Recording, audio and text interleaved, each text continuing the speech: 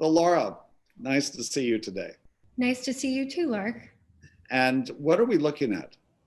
Today we're looking at a beautiful bronze image of the supreme Hindu goddess Parvati, who's known as Uma in the Tamil language of Tamil Nadu, where this Chola period bronze comes from. And what are the distinguishing features that identify this as Uma Parvati? The way that we know this is Uma is mostly because of her posture.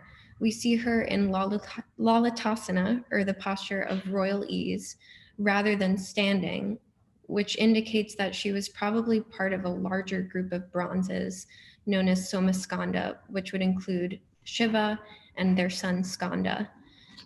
Now, I noticed that this is on a kind of this raised platform and there are holes at the base. What are those holes for? The holes are fitted for poles where the bronze would be placed for procession. So while these bronzes were typically housed in temples, sometimes only the wealthy were privy to those images. And during Hindu festivals, these bronzes were taken out and all the people of the village were able to experience darshan, or the sort of meeting of the gaze of the divine, when these images were brought out in procession. And they were often donning silks and pearls, the jewelry fitted for divine beings like this. And I noticed the whole surface is this kind of dark green surface. I'm assuming that's the patina. What can you say about that? Yes, it is. So these are almost entirely copper sculptures. They are technically copper alloys, as they include zinc and tin as well, but they once would have been a very shiny and lustrous copper. And this patina is the result of these images being buried for hundreds of years.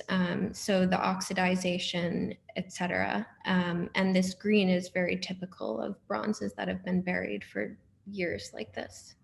Incredibly interesting. Anything else you want to add about the figure? Well, one thing I'd like to say is that each Chola bronze is a completely unique work of art.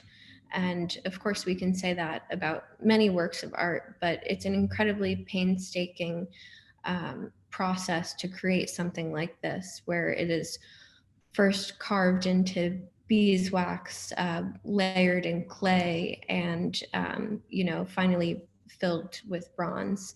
It's also one that requires incredible resources, and at the time, copper is not actually indigenous to the southern regions of India, so it required quite a lot to get all of the materials in order to create something like this. So it's not only a demonstration of incredible artists, but of incredible wealth and of the very interesting historical context it emerges from. Sorry about the phone.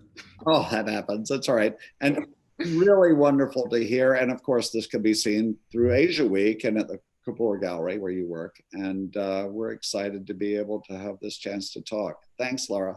Absolutely. Thank you.